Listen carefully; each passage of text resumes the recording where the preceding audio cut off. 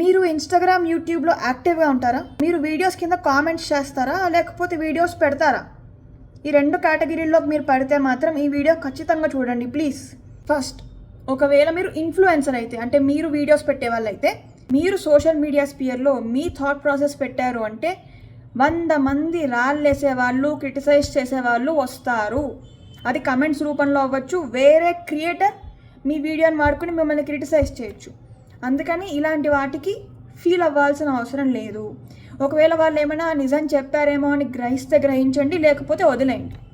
Social మీడియాలో ఉన్నప్పుడు criticism handle చేయడం అనేది రావాలి. ఇది నాన్ నెగోషియబుల్. రెండోది, కమెంట్స్ పెట్టేవాళ్ళు. చాలామంది నెగిటివ్ కామెంట్స్ ఈజీగా పెట్టేస్తారు. సర్కాస్టిక్గా లాఫింగ్ ఎమోజీస్ కానీ, నెగిటివ్ కామెంట్స్ కానీ, ఒకరిని క్రిటిసైజ్ చేస్తూ, డీమీన్ చేస్తూ కమెంట్స్ పెట్టడం ఫోన్లో నుంచి చాలా ఈజీ. కానీ ఏ వ్యక్తి అయితే కమెంట్ చదువుతాడో అతను కూడా ఒక మనిషే. అలవాటు అయిపోయిన వాళ్ళకి పట్టింపు లేదులే, కొత్తగా వచ్చిన వాళ్ళు ఉంటారు, చాలా ఫీల్ అవుతారు. వాళ్ళ మెంటల్ స్టేట్ చాలా ఎఫెక్ట్ అయిపోతుంది దానివల్ల.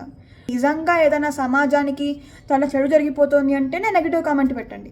కమెంట్స్ పెట్టేవాళ్ళు, క్రియేటర్స్ ఈ యొక్క స్కిల్ నేర్చుకుని ఉంటే బాగుంటుంది. నా ఎక్స్పీరియన్స్ చెప్పాను నేను ఇదంతా. నాకు ఇవన్నీ చెప్పి నేర్పించే వాళ్ళు ఎవరు లేరు. నేను దెబ్బలు తిని నేర్చుకున్నాను ఈ విషయాలన్నీ.